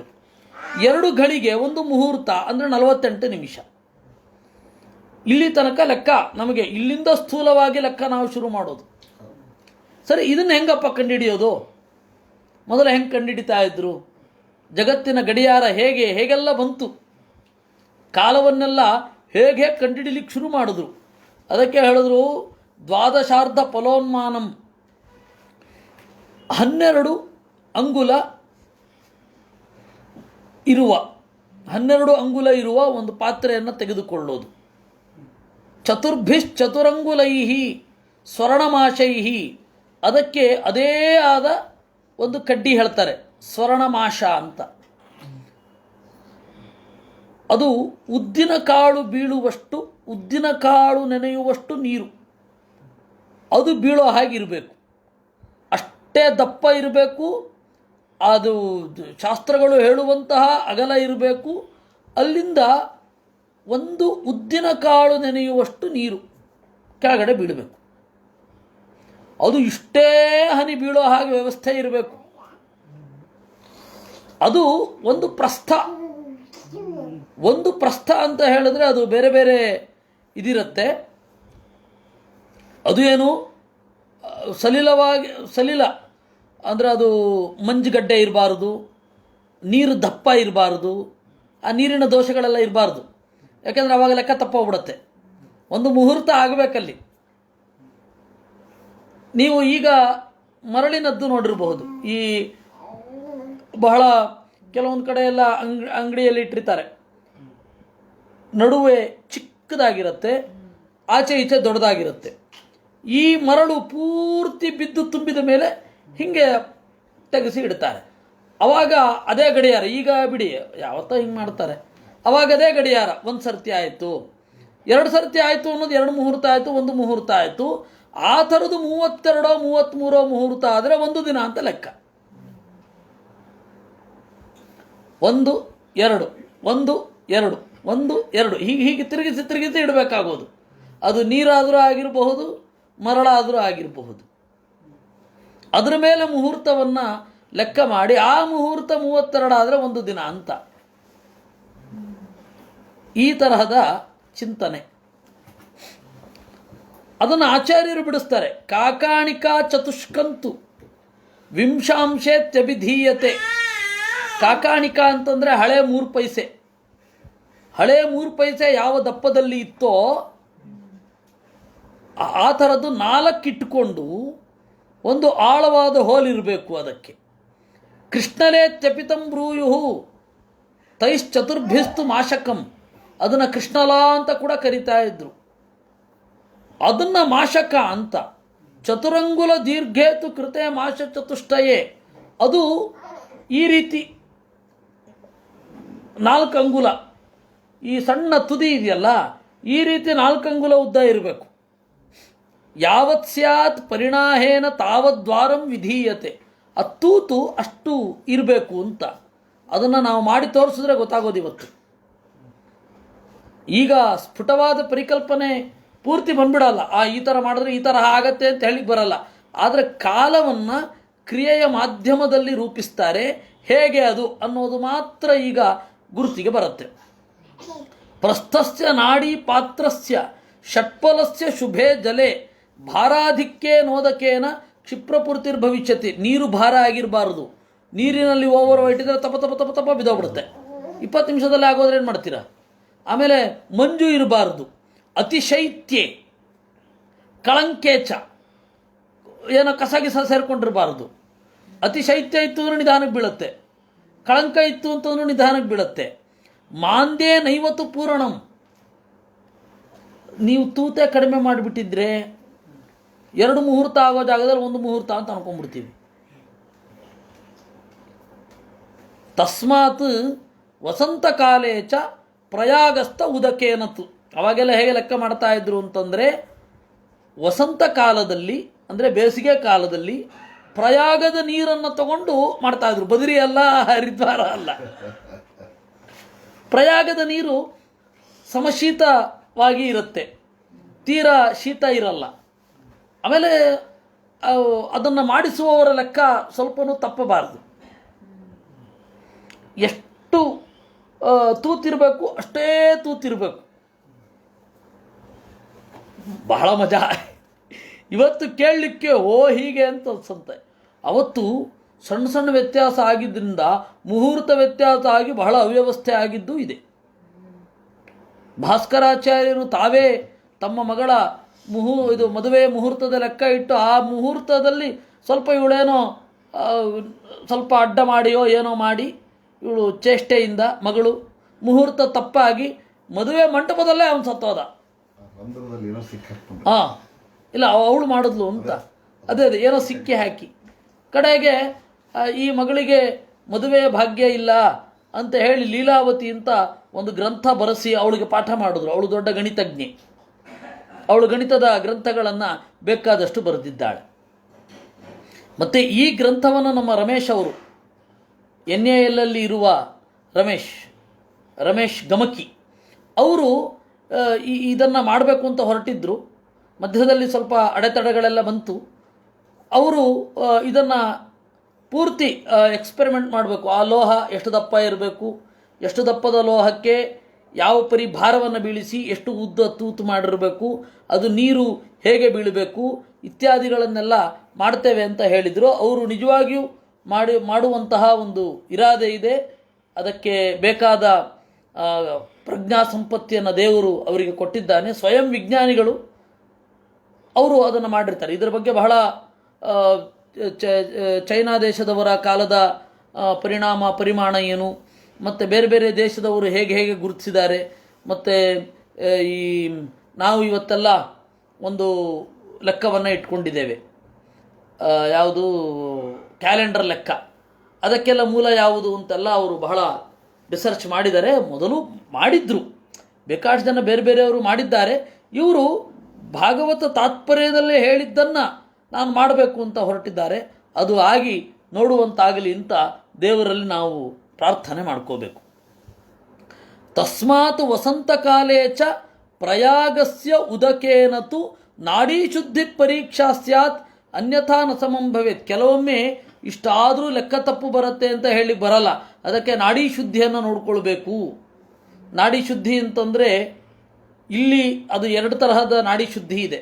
ಒಂದು ಆರೋಗ್ಯಪೂರ್ಣವಾಗಿ ಸರಿಯಾಗಿ 1 ಸೆಕೆಂಡಿಗೆ ಇಷ್ಟು ಅಥವಾ ಇಷ್ಟು ಟೈಮಿಗೆ 5 ನಿಮಿಷಕ್ಕೆ ಅಥವಾ 1 ನಿಮಿಷದಲ್ಲಿ ಎಷ್ಟು ನಾಡಿ ಹೊಡ್ಕೊಳ್ಳುತ್ತೆ ಆ ತರಹದ ಟೈಮನ್ನು ಇಲ್ಲಿ ಮ್ಯಾಚ್ ಮಾಡಿ ಆ ಟೈಮು ಇಲ್ಲಿ ಕರೆಕ್ಟಾಗಿ ಬಂತು ಅಂತ ಹೇಳಿ ನಾವು ಮುಂದೆ ಕಾಲವನ್ನು ಲೆಕ್ಕ ಮಾಡೋದು ಒಂದು. ಇನ್ನೊಂದು ಸೂರ್ಯ ಚಂದ್ರರ ಗ್ರಹಣಕ್ಕೆ ಇದು ಕರೆಕ್ಟಾಗಿ ಕೂತಿದೆಯಾ, ಈ ಲೆಕ್ಕ ಸರಿಯಾಗಿ ಬಂದಿದೆಯಾ ಅಂತ ಸೂರ್ಯ ಚಂದ್ರರ ಗ್ರಹಣವನ್ನು ನೋಡಿಕೊಂಡು ಸರಿ ಮಾಡ್ಕೊಳ್ಳೋದು. ಇದು ಎರಡನ್ನೂ ನಾಡಿ ಶುದ್ಧಿ ಅಂತ ಕರೀತಾರೆ. ನಮಗೆ ಇವತ್ತು ಅದು ಗೊತ್ತಿಲ್ಲ, ಆ ಸಂಸ್ಕಾರ ಗೊತ್ತಿಲ್ಲ. ಆದರೆ ಇದಂತೂ ಕರೆಕ್ಟ್. 1 ನಿಮಿಷಕ್ಕೆ ಆರೋಗ್ಯವಂತ ಪುರುಷನಿಗೆ ಎಷ್ಟು ಹೊಡ್ಕೊಳ್ಬೇಕು ಅಷ್ಟು ಅಲ್ಲಿ ನೀರು ಬಿದ್ದರೆ ಅದು ಕರೆಕ್ಟು ಅಂತ. ಹಾಗೆ ಕೆಲವೊಮ್ಮೆ ಮರಳು ಬಿದ್ದರೆ ಈ ತರಹದ ಲೆಕ್ಕಗಳೆಲ್ಲ ನೋಡಿ. ಯಾವಾಗ ನಮಗೆ ಇವತ್ತು ಅದ್ರ ಬಗ್ಗೆ ಯಾವ ಅರಿವೂ ಇಲ್ಲ. ನಾನು ಅದೇ ಹೇಳ್ತಾ ಇರ್ತೇನೆ. ಈ ಅವನು ಯಾರೋ ಅಂಗವಿಕಲ ವಿಜ್ಞಾನಿ ಸ್ಟೀಫನ್ ಹಾಕಿಂಗ್, ಅವನು ಹೇಳ್ತಾನೆ, ಬಹಳ ಕಷ್ಟಪಟ್ಟು ಕಂಡುಹಿಡಿದ ಸಿದ್ಧಾಂತಗಳು ಈಗ ಹೈಸ್ಕೂಲ್ ಮಟ್ಟದ ಮಕ್ಕಳ ಬಾಯಲ್ಲೂ ಪಟ ಅಂತ ಬಂದ್ಬಿಡ್ತಾ ಇರುತ್ತೆ. ನಮಗೆ ಮುಂದೆ ಒಂದು ದಿವಸ ಡೌಟ್ ಬರಬೇಕು, ಐನ್ಸ್ಟೈನ್ ನಿಜವಾಗಿಯೂ ಹೈಸ್ಕೂಲ್ ಮಟ್ಟದ ವಿದ್ಯಾರ್ಥಿಗಿಂತ ದೊಡ್ಡವನಿದ್ನಾ ಅಂತ. ಯಾಕೆಂದರೆ ಎಲ್ಲವನ್ನು ಸಿಂಪ್ಲಿಫೈ ಮಾಡಿ ಕೊಡ್ತಾ ಹೋಗ್ಬಿಡುತ್ತೆ. ಕಾಲಾನಂತರದಲ್ಲಿ ಎಲ್ಲವೂ ಸಿಂಪ್ಲಿಫೈ ಆಗ್ತಾ ಇವ್ರ ಪ್ರಜ್ಞೆಗೂ ಅವ್ರ ಪ್ರಜ್ಞೆಗೂ ಡಿಫ್ರೆನ್ಸನ್ನು ಕಂಡುಹಿಡಿಯೋದೇ ಕಷ್ಟ ಆಗಿಬಿಡುತ್ತೆ. ಆ ಥರ ಆಗೋಗುತ್ತೆ. ಅದಕ್ಕೆ ನಾವು ಮೂಲ ನೋಡಬೇಕು ಅಂತ ಅನ್ನೋದು. ಇವಾಗ ಮಧ್ವ ಸಿದ್ಧಾಂತ ಆಗಿ ಹೇಳಿ ಹೇಳಿ ಹೇಳಿ ಹೇಳಿ ಹೇಳಿ ಹೇಳಿ ಎಲ್ಲರೂ ಮಧ್ವ ಸಿದ್ಧಾಂತ ಅಂದ ಕೂಡಲೇ ಪಂಚಭೇದ ತಾರತಮ್ಯ ಇಷ್ಟು ಸಹಜ ಇಲ್ಲಿಗೆ ಬಂದ್ಬಿಡುತ್ತೆ. ಇದನ್ನು ಹೇಳಿಕ್ಕೆ ಮಧ್ವಾಚಾರ್ಯ ಬೇಕಿತ್ತ ಅಂತನ್ನುವಷ್ಟು ಆಗಿಬಿಡತ್ತೆ. ಅವರ ಆಳ ಏನು, ಎತ್ತರ ಏನು, ಅಗಲ ಏನು ಇತ್ಯಾದಿಗಳನ್ನು ತಿಳಿಬೇಕಾದ್ರೆ ನಾವು ಈ ಹೈಸ್ಕೂಲ್ ಮಟ್ಟದ ಬುದ್ಧಿವಂತಿಕೆಯಿಂದ ಆಚೆ ಬಂದು ನೋಡಬೇಕಾಗತ್ತೆ. ಅದಕ್ಕೆ ಸಿಂಪ್ಲಿಫೈ ಆಗೋದು. ಇವಾಗ ನೋಡಿ, ಕಾಲ ಇಷ್ಟೊಂದು ಕಾಂಪ್ಲೆಕ್ಸಾ ಅಂತ ಈಗ ನಮಗನ್ನಿಸುತ್ತೆ. ನಮಗೆ ಇದಕ್ಕಿಂತ ಮೊದಲು ಟೈಮ್ ನೋಡ್ತಾ ಇದ್ವಿ, ಡಿಜಿಟಲ್ ಟೈಮ್ ಅಂತೆ, ಆಮೇಲೆ ಮುಳ್ಳು ನಡೆಯೋ ಗಡಿಯಾರ ಅಂತೆ. ಇಲ್ವೇ ಇಲ್ಲ, ಅಷ್ಟೇ ಆರಾಮ, ಅಷ್ಟು ಸುಲಭ, ಇಷ್ಟು ಕಾಲ ಕಂಡುಹಿಡಲಿಕ್ಕೆ ಇಷ್ಟೊಂದು ಕಷ್ಟಪಡಬೇಕಾ ಅಂತ ಅನ್ನೋಷ್ಟು ಆಗೋಗುತ್ತೆ. ಆದರೆ ಅವಾಗ ಇಷ್ಟಿತ್ತು ಅಂತ ಹೇಳ್ತಾರೆ. ಯಾಮಾಶ್ಚತ್ವಾರಶ್ಚತ್ವಾರೋ ಮರ್ತ್ಯಾನಾಂ ಅಹನಿ ಉಭೇ. ಯಾಮಾಹ ಚತ್ವಾರಃ 4 ಯಾಮ ಅಂದರೆ 3 ಗಂಟೆಯ 3.5 ಗಂಟೆಯ 1 ಯಾಮ. 4 ಆದರೆ ಅಹನಿ ಬೆಳಗ್ಗೆ ಅಂದರೆ 12 ಗಂಟೆ. ಆಮೇಲೆ ಇನ್ನೊಂದು 4 ಯಾಮಗಳು ಅಂದರೆ 12 ಗಂಟೆ. ಒಟ್ಟು 24 ಗಂಟೆಯಿಂದ 28 ಗಂಟೆವರೆಗೂ ಕಾಲ ಎಳೆಯುತ್ತೆ ದಿನ ಅಂತ ಅನ್ನೋದು. ಕರೆಕ್ಟಾಗಿ 24 ಗಂಟೆ ಅಂತ ಹೇಳಲಿಕ್ಕೆ ಬರಲ್ಲ. ಅದು ವಿದೇಶಿಯರು ಯಾಕೆ ಮಾಡಿಕೊಂಡದ್ದು ಅಂದರೆ ಸೂರ್ಯ ಚಂದ್ರರನ್ನು ಇಟ್ಕೊಂಡಾಗ ಭಾರೀ ಪ್ರಾಬ್ಲಮ್. ಯಾಕೆಂದರೆ ಸೂರ್ಯನ ಗತಿ ಒಂದೊಂದು ಸರ್ತಿ ಒಂದೊಂದು ಥರ ಇರುತ್ತೆ. ದಿವಸ ಅಂತ ಯಾವುದನ್ನು ಹೇಳೋದು, ಅದಕ್ಕೆ ರಗಳೇ ಬೇಡ ಅಂತ ಹೇಳಿ ಅವರು 12 ಗಂಟೆಯಿಂದ 12 ಗಂಟೆ ಇಟ್ಕೊಂಡ್ಬಿಟ್ರು. ಅದು ರಾತ್ರಿ 12 ಗಂಟೆಯಿಂದ 12 ಗಂಟೆ. ಅದಕ್ಕೆ ಅನೇಕ ಕಲ್ಪನೆಗಳ ವ್ಯವಸ್ಥೆ ಆಯಿತು. ಅಸೆಂಪ್ಷನ್, ಕಲ್ಪನೆ ಅಂದರೆ ಇಮ್ಯಾಜಿನೇಷನ್ ಅಲ್ಲ, ಅಸೆಂಪ್ಷನ್. ಅನೇಕ ಸಮಸ್ಯೆಗಳಾಯಿತು ಬಿಡಿ. ಅದರಿಂದಾಗಿ ಇದು ಮರ್ತ್ಯಾನಾಂ ಅಹನಿ ಉಭೆ, ಇಲ್ಲಿಂದ ಸುಲಭ. ಪಕ್ಷ ಪಂಚದಚಾಹಾನಿ ಅಂದರು. ಆಮೇಲೆ 15 ದಿನಗಳನ್ನು ಒಂದು ಪಕ್ಷ ಅಂತ ಕರೆದ್ರು, ಒಂದನ್ನು ಶುಕ್ಲ ಅಂತ ಕರೆದ್ರು, ಇನ್ನೊಂದನ್ನು ಪಕ್ಷ ಅಂತ ಕರೆದ್ರು, ಇದು ಕೃಷ್ಣ ಪಕ್ಷ ಅಂತ ಕರೆದ್ರು. ತಯೋ ಸಮುಚ್ಚಯೋ ಮಾಸಃ ಪಿತೃಣಾಂ ತದಹರ್ನಿಶಂ, ಅವೆರಡೂ ಕೂಡಿದರೆ ಒಂದು ತಿಂಗಳು. ಆ 2 ತಿಂಗಳು ಅನ್ನೋದು ಒಂದು ಋತು. ಆ ಋತು ಅನ್ನೋದು 6 ಆದರೆ ಒಂದು ಅಯನ, ದಕ್ಷಿಣಾಯನ ಉತ್ತರಾಯಣ ಅಂತ. ಈ ಅಯನ ಅಂದರೆ ದಾರಿ. ಸೂರ್ಯ ದಕ್ಷಿಣಕ್ಕೆ ಬಾಗಿ ಸಾಗೋದು ಅದು ದಕ್ಷಿಣಾಯನ, ಉತ್ತರಕ್ಕೆ ಬಾಗಿ ಸಾಗೋದು ಉತ್ತರಾಯಣ. ಇಲ್ಲಿ ಕೆಲವರು ಸೂರ್ಯ ತಿರುಗೋದನ್ನು ಹೇಳ್ತಾರೆ, ಕೆಲವರು ಭೂಮಿ ತಿರುಗೋದನ್ನು ಹೇಳ್ತಾರೆ. ಎರಡೂ ತಿರುಗಿದ್ರೂ ಕಾಲ ಅದೇ, ಸೂರ್ಯ ತಿರುಗಿದ್ರೂ ಕಾಲ ಅದೇ. ಅದರಿಂದಾಗಿ ಬ್ರಹ್ಮಗುಪ್ತ ಮೊದಲಾದವರೆಲ್ಲ ಇದನ್ನು ಹೇಳಲಿಲ್ಲ ಅಂದರೆ ಏನು ದೋಷ ಏನಿಲ್ಲ, ಅದರಲ್ಲಿ ಫಲಿತಾಂಶ ಒಂದೇ ಅಂದಮೇಲೆ ಮುಗೀತಲ್ಲ. ಅಯನಿ ಅಹನಿ ಪ್ರಾಹು ವತ್ಸರೋ 12 ಸ್ಮೃತಾ. ಈ 2 ಅಯನಗಳು ಒಂದು ವತ್ಸರ. ಇನ್ನೊಂದು ರೀತಿಯಿಂದ ಹೇಳೋದಾದರೆ 12 ತಿಂಗಳು ಒಂದು ವತ್ಸರ. ಸಂವತ್ಸರಾವಸಾನೇನ ಸಂವತ್ಸರ ಶತಂ ನೃಣಾಂ ಪರಮಾಯುರ್ ನಿರೂಪಿತಂ. ಒಬ್ಬ ಮನುಷ್ಯ ಬದುಕ್ತಾನೆ ಅಂತಂದರೆ ಅಬ್ಬಬ್ಬ ಅಂದರೆ 100 ವರ್ಷ. ಆ 100 ಯಾವುದು ಅನ್ನೋದು ಸಾಪೇಕ್ಷ. ಅದು ಒಂದೊಂದು ಕಾಲದಲ್ಲಿ ಒಂದೊಂದು 100. ಗ್ರಹರ್ಕ್ಷ ತಾರಾ ಚಕ್ರಸ್ಥ ಪರಮಾಣ್ವಾದಿನ ಜಗತ್ ಸಂವತ್ಸರಾವಸಾನೇನ ಪರ್ಯೇತಿ ಅನಿಮಿಷೋ ವಿಭು. ಹೀಗೆ ಗ್ರಹಗಳ, ನಕ್ಷತ್ರಗಳ, ತಾರೆಗಳ ಚಕ್ರದಲ್ಲಿ ಇದ್ದು ಪರಮಾಣು ಕಾಲದಿಂದ ಹಿಡಿದುಕೊಂಡು ಸಂವತ್ಸರದ ತನಕದ ಚಕ್ರವನ್ನು ದೇವರು ಕಾಲವೇ ಇಲ್ಲದೆ, ಅವನಿಗೆ ಕಾಲ ಇಲ್ಲದೆ ಈ ಕಾಲವನ್ನು ನಿಯಂತ್ರಣ ಮಾಡ್ತಾನೆ. ಇದನ್ನು ಈ 1 ವರ್ಷ ಅಂತ ತೆಗೆದುಕೊಂಡಾಗ 5 ರೀತಿ ಹೇಳಬಹುದು. ಸಂವತ್ಸರ, ಪರಿವತ್ಸರ, ಇಡಾವತ್ಸರ ಏವಚ, ಅನುವತ್ಸರೋ ವತ್ಸರಶ್ಚ ವಿದುರೈವಂ ಪ್ರಭಾಷ್ಯತೆ ಅಂತಂದರು. ಏನು ಹೀಗಂದರೆ ಅದಕ್ಕೆ ಆಚಾರ್ಯರು ಹೇಳಿದ್ರು, ಇಡಾವತ್ಸರ ನಾಮಾಸೌ ನಕ್ಷತ್ರ 12 ಸ್ಥಿತಃ. ಇಡಾವತ್ಸರ ಅಂದರೆ ಏನು ಗೊತ್ತಾ? 12 ನಕ್ಷತ್ರಗಳಲ್ಲಿ ಸಂಚಾರ ಮಾಡಿದ್ರೆ ಅದನ್ನು ಇಡಾವತ್ಸರ ಅಂತ ಕರೀತಾರೆ. ತಿಥೀನಾಂ 12 ವರ್ತೆ ಯೋ ಹರಿಹಿ ಸೋನುವತ್ಸರ. ಕೃಷ್ಣ ಪಕ್ಷದ 12 ತಿಥಿಗಳು, ಶುಕ್ಲ ಪಕ್ಷದ 12 ತಿಥಿಗಳು ಬಂದರೆ ಅದನ್ನು ವತ್ಸರ, ಅನುವತ್ಸರ ಅಂತ ಕರೀತಾರೆ. ಅಂದರೆ 12 ಅಷ್ಟಮಿಗಳು, 12 ನವಮಿಗಳು, 12 ದಶಮಿಗಳು, ಅಂದರೆ ಕೃಷ್ಣ ಪಕ್ಷದ 12, ಶುಕ್ಲ ಪಕ್ಷದ 12 ಅಂತ ಇಟ್ಕೊಂಡಾಗ ಒಟ್ಟಾರೆ 12 ಅಂತ ಲೆಕ್ಕ.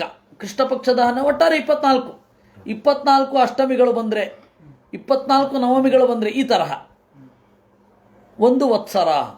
ವತ್ಸರೋ ಯಸ್ಥಿತಸ್ತ್ವನ್ಹಾಂ ಷಷ್ಟ್ಯುತ್ತರ ಶತತ್ರಯೇ 363, ತಪ್ಪಿದ್ರೆ 64, 65 ಇದರಲ್ಲಿ ಇರೋದನ್ನು ವತ್ಸರ ಅಂತ ಕರೀತಾರೆ.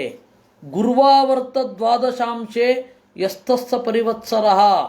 ಬೃಹಸ್ಪತಿ 12 ರಾಶಿಗಳಲ್ಲಿ ಸಂಚಾರ ಮಾಡಿದರೆ ಅದನ್ನು ಪರಿವತ್ಸರ ಅಂತ ಕರೀತಾರೆ. ಸೌರ 12 ಮಾಸೆ ಯಸ್ತಃ ಸಂವತ್ಸರೋ ಹರಿಹಿ. ಸೂರ್ಯನ ಲೆಕ್ಕದ ಪ್ರಕಾರ ತಿಂಗಳು ಅಂತ ಸೂರ್ಯನಿಗೆ ಹೇಳೋ ಹಾಗಿಲ್ಲ, ಮಾಸ ಅಂತ ಹೇಳಬೇಕು. ತಿಂಗಳು ಅಂದ್ರೇನು ಗೊತ್ತಾ? ಬೆಳಕು. ತಿಂಗಳು ಅಂದ್ರೇನೆ ಚಂದ್ರನ ಬೆಳಕು ಅಂತ. ಅದರಲ್ಲಿ ನಾವು ಬೆಳದಿಂಗಳು ಅಂತ ಬೇರೆ ಹೇಳ್ತೇವೆ. ಒಂದು ರೀತಿ ಕಾಂಪೌಂಡ್ ಗೋಡೆ ಇದ್ದ ಹಾಗೆ, ವೈಟ್ ಬಿಳಿ ಕಾರು ಇದ್ದ ಹಾಗೆ, ಟೈಗರ್ ಹುಲಿ ಇದ್ದ ಹಾಗೆ, ಫಾರೆಸ್ಟ್ ಕಾಡಿದ್ದ ಹಾಗೆ. ಬೆಳದಿಂಗಳು ಅಂತ ಬೇರೆ, ತಿಂಗಳು ಅಂದರೆ ಸಾಕು. ಆದರೆ ಸೌರಮಾನದ ತಿಂಗಳು ಅಂತ, ನಾವು ತಿಂಗಳು ಅಂದರೆ 30 ದಿವಸಕ್ಕೆ ತಲೆಗೆ ಇಟ್ಕೊಂಡ್ಬಿಟ್ಟಿದ್ದೀವಿ. ಅದಕ್ಕಾಗಿ ಹಾಗೆ ಹೇಳೋದು. ನಾವು ಈಗ ಬೇರೆ ಮಾಡಲಿಕ್ಕೆ ಹೋದರೆ ನಮ್ಮನ್ನೇ ವಿಚಿತ್ರವಾಗಿ ನೋಡಿಬಿಡ್ತಾರೆ.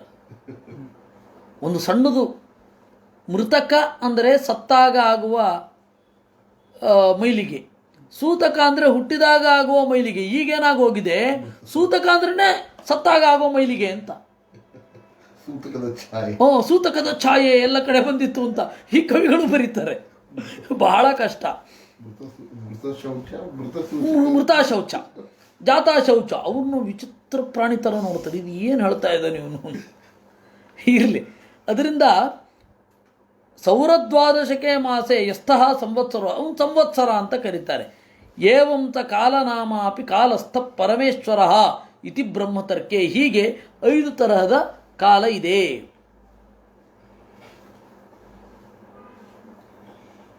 ಇದನ್ನ ಮಹಾಭಾರತದಲ್ಲಿ ಒಂದು ಕಡೆ ವಿರೇಜು ಪಾಂಡವಾಸ್ತರವೇ ಪಂಚ ಸಂವತ್ಸರ ಇವ ಅಂತ ಒಂದು ಕಡೆ ಬರುತ್ತೆ. 5 ಸಂವತ್ಸರಗಳಂತೆ ಪಾಂಡವರು ಕಂಗೊಳಿಸಿದರು. ಅದು ಅನುವಾದ ಮಾಡೋರಿಗೆ ಅರ್ಥ ಆಗಿಲ್ಲ. 5 ವರ್ಷೋಂಸೆ ತರಫ್ ಅಂತ ಹೇಳಿ ಅನುವಾದ ಮಾಡ್ಕೊಂಡು ಹೋಗಿದ್ದಾರೆ. ವಿರಾಜಮಾನ್ ಹುಯೇ ಅಂತ ಏನೋ ಅನುವಾದ ಮಾಡ್ಕೊಂಡು ಹೋಗಿದ್ದಾರೆ. 5 ವರ್ಷಗಳಂತೆ ಅಂತ. ಅವ್ರಿಗೆ 5 ವರ್ಷ ಐಡಿಯಾ ಬಂದಿಲ್ಲ ಅವ್ರಿಗೆ. ಯಾರು ವತ್ಸರ, ಯಾರು ಸಂವತ್ಸರ, ಯಾರು ಅನುವತ್ಸರ, ಯಾರು ಇಡಾವತ್ಸರ, ಯಾರು ಬಾರಹಸ್ಪತ್ಯ ವತ್ಸರ ಅಂತ ಐಡಿಯಾ ಬಂದಿಲ್ಲ ಅವರಿಗೆ. ಪರಿವತ್ಸರ ಆ ಕ್ಯಾರೆಕ್ಟರ್ನ ನೋಡಿಕೊಂಡು ಅರ್ಜುನ, ಇದು ಭೀಮಸೇನ ಸಂವತ್ಸರ, ಇವನು ಅರ್ಜುನ ವತ್ಸರ, ಈ ತರಹದ ಐಡಿಯಾ ಬಂದಿಲ್ಲ ಅವರಿಗೆ.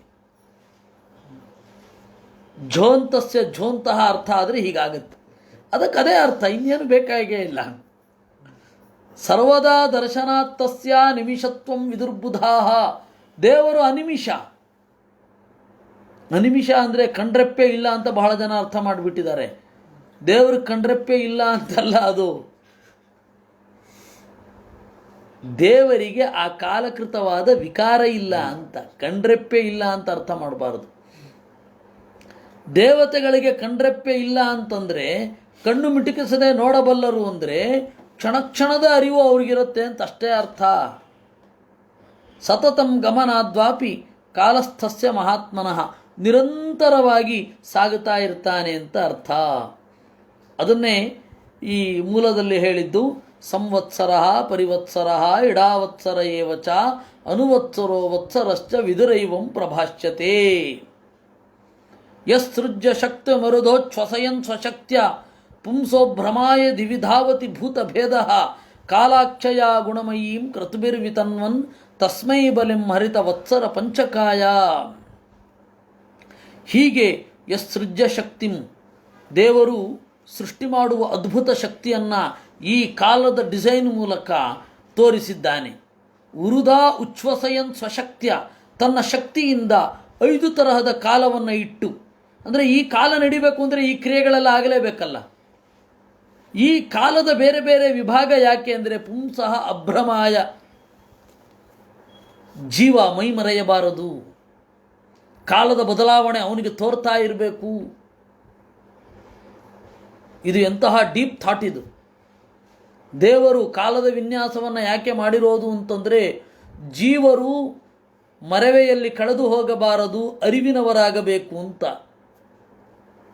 ದಿವಿಧಾವತಿ ಭೂತಭೇದ, ಈ ಅನೇಕ ಅಲ್ಲಿಯ ಖಗೋಳದ ಪ್ರಾಣಿಗಳು, ಭೂಗೋಳದ ಪ್ರಾಣಿಗಳು, ಇವುಗಳನ್ನೆಲ್ಲ ಒಂದು ನಿಯಮಿತವಾಗಿ ಸಂಚಾರ ಮಾಡುವಂತೆ, ಕ್ರಿಯಾಶೀಲವಾಗುವಂತೆ ಮಾಡ್ತಾ ಇರ್ತಾನೆ. ನಾವು ಮೇಲ್ಗಡೆ ಸಂಚರಿಸುವ ಅದನ್ನು ನೋಡಿಕೊಂಡೇ ನಾವು ಕಾಲವನ್ನು ಲೆಕ್ಕ ಹಾಕೋದು. ಅವುಗಳನ್ನೇ ದೇವರು ಚಲಿಸದೇ ಇರ್ತಿದ್ರೆ ಆ ಬಲಾತ್ಕಾರವಾಗಿ ಬೇಸಿಗೆ ಕಾಲ ಬೇಕಾ? ಬಿಸಿ ಮಾಡಿ ಆಮೇಲೆ ತಣ್ಣಗೆ ಮಾಡೋದು ಬೇಕಾ? ಸಮಶೀತೋಷ್ಣವಾಗಿ ನಮ್ಮ ಮನೆಯ ರೂಮಿನ ಒಳಗಡೆ ಇರುವ ಎ ಸಿ ತರಹ ಇಡೀ ಜಗತ್ತಿನ ವಾತಾವರಣ ಯಾಕಿರಬಾರ್ದು ಅಂದರೆ ಅರಿವು ಇರಲ್ಲ. ಆ ಅರಿವನ್ನು ಚುಚ್ಚಿ ಚುಚ್ಚಿ ಎಬ್ಬಿಸ್ಬೇಕು. ಜೀವ ಸ್ವತಃ ಸೋಮಾರಿ ಅಲ್ವಾ, ಅವನನ್ನು ಓಡಿಸ್ತಾ ಇರಬೇಕು ಅಂತಂದರೆ ಈ ಋತುಗಳ ಪರಿಣಾಮವನ್ನು ಕೊಡಲೇಬೇಕು. ಈ ಋತುಗಳ ಪರಿಣಾಮದಿಂದ ಋತು ಸಂಹಾರ ಬೇಕಷ್ಟಾಯಿತು. ಋತು ಸಮಾಹಾರ, ಎಲ್ಲ ಋತುಗಳ ವರ್ಣನೆ, ವ್ಯಾಸರು, ವಾಲ್ಮೀಕಿಗಳು, ಕಾಳಿದಾಸ ಎಲ್ಲರೂ ಇತ್ತೀಚೆಗೆ ಋತು ಸಂಹಾರ ನಿಂತು ಹೋಗಿದೆ. ಅವರಿಗೆ ನೋವನ್ನು ಹೇಳ್ತೇವೆ ಅಂತಾರೆ ದಲಿತ ಕವಿಗಳು. ನೋವು, ನಲಿವು ಹೇಳೋದಲ್ಲ ಅವರು. ಹಾಗಾಗಿ ಬಿಡತ್ತೆ.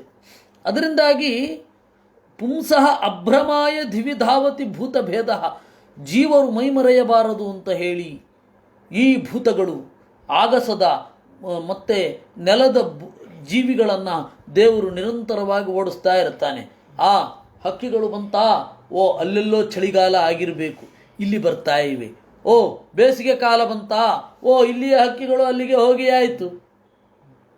ಈ ತರಹದ ಬದಲಾವಣೆಗಳು ಅವುಗಳಲ್ಲಿ ಇರುವ ದೇಶದ ಪ್ರಜ್ಞೆ, ಅವುಗಳಿಗೆ ಯಾರೂ ಪಾಠ ಮಾಡಿರಲ್ಲ ಭೂಗೋಳವನ್ನು, ಪರ್ಫೆಕ್ಟಾಗಿ ಹೋಗ್ತವೆ. ಇವರು ಗೂಗಲ್ ನೋಡ್ಕೊಂಡು ಹೋಗಿ ಎಲ್ಲೋ ತೊಗೊಂಡೋಗಿ ನಿಲ್ಲಿಸ್ಬಿಟ್ಟಿರ್ತಾರೆ. ಗೂಗಲ್ಲೇ ತಪ್ಪಾಗಿ ತೋರಿಸಿರುತ್ತೆ ಬಿಡಿ ಹೇಳಿದ್ದು. ಪುಂಸಃ ಅಭ್ರಮಾಯ, ಈ ಪರ್ಫೆಕ್ಟ್ ಆ ಮೂಕ ಪ್ರಾಣಿಗಳಿಗೆ ಅರಿವು ತಪ್ಪದಂತೆ ಕರ್ಕೊಂಡು ಹೋಗ್ತಾನಲ್ಲ, ಅರಿವು ಕೊಟ್ಟವನಿದ್ದಾನಲ್ಲ, ಕಾಲ ಎಂಬ ಹೆಸರಿನಿಂದ ಈ ತರತರಹದ ಗುಣವನ್ನು, ಸತ್ವರಜ ಸ್ತಮೋ ಗುಣಗಳನ್ನು ಪ್ರಚೋದಿಸ್ತಾ ಇದ್ದಾನಲ್ಲ, ತಸ್ಮೈ ಬಲಿಂಹರತ, ಅವನಿಗೆ ಪೂಜೆ ಮಾಡ್ರಯ್ಯ. ವತ್ಸರ ಪಂಚಕಾಯ, ಕಾಲರೂಪನಾದ ಆ ದೇವರಿಗೆ ಪೂಜೆಯನ್ನು ಸಲ್ಲಿಸಿ ಅಂತ ಹೇಳುವಲ್ಲಿಗೆ 15ನೇ ಶ್ಲೋಕ ಮುಗಿಯಿತು.